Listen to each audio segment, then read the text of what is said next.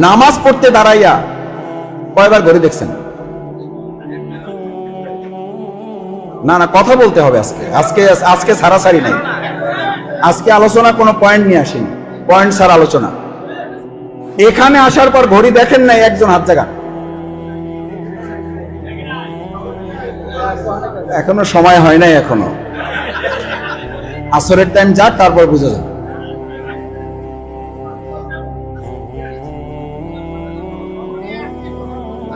নামাজের মধ্যে ইমাম নামাজ পড়তেছে আর এরকম ঘড়ি দেখতেছে, আহারে আমি তো ট্রেনের টিকিট পকেটে, আমার তো লঞ্চের টিকিট পকেটে, আহারে দোকানে তো লোক বসাই রেখে আসছে, হুজুরও তো ধরছে সূরা বাকারা, তিসে শেষ। হুজুরদের আসলে কমন সেন্স নাই। ওখানে এই কথা বলেন না, এখানে বসে বসে এই চিন্তা কেমন করেন যে এখানে বসে আছে লোকেরা, এদের তো কোনো হুঁশ বুদ্ধি নাই। সেই যে সকালে ডাকছে আজকে একটা জুমাবার, সপ্তাহে একদিন ছুটি ভাই, সবুর ভাই তো কোনো কাজ নেই, মাসুদ ভাই তো কোনো কাজ নেই, আমাদের তো ভাই 6 দিন কাজ করে খাইতে হয়, আজকে একটু বাজার করবো, বাচ্চা কাচ্চা নিয়ে একটু সময় দেবো। আপনারাই তো পরিবারের হকের কথা বলেন ভাই, নামাজে চিন্তা করেন না, এখানে চিন্তা করেন কেন? নামাজে যদি এটা চিন্তা বৈধ না হয়, ওটা আকিমুস সালাতকে নষ্ট করে, এটা আকিমুদ্দিনকে নষ্ট করে দেয়।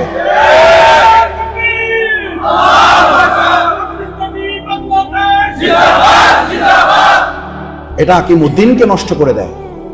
এগুলো বুঝতে হবে। এগুলো সালাতের ট্রেনিং। সালাত শুধু সালাতের জন্য, ইটস একাডেমিক্যাল ট্রেনিং, আকিমুদ্দিনের জন্য ট্রেনিং।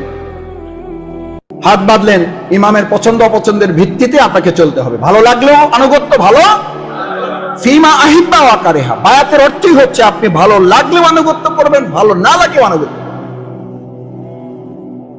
কঠিন হলেও করবেন, সহজ হলেও করবেন, পছন্দ হলেও করবেন, না হলেও করবেন। এরপর তো আপনি বায়াত বলছেন যে ভাই কি করব, নিব না, ভাবনার উপরে আছি, একটু ঝামেলাও আছে, ভয়ও লাগতেছে, হক আদায় করতে পারবো কিনা। বিরাট মোত্তাকি লোক,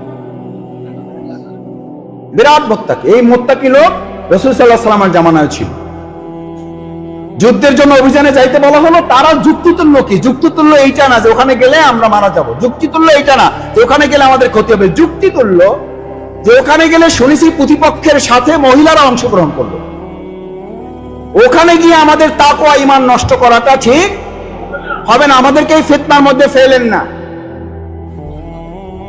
তাফতিন্নি মিনকুম, আমাদেরও ছবি দিয়ে এখন ফেসবুকে পোস্ট দেয়, আমাদেরও কেউ কেউ সহমত পোষণ করে।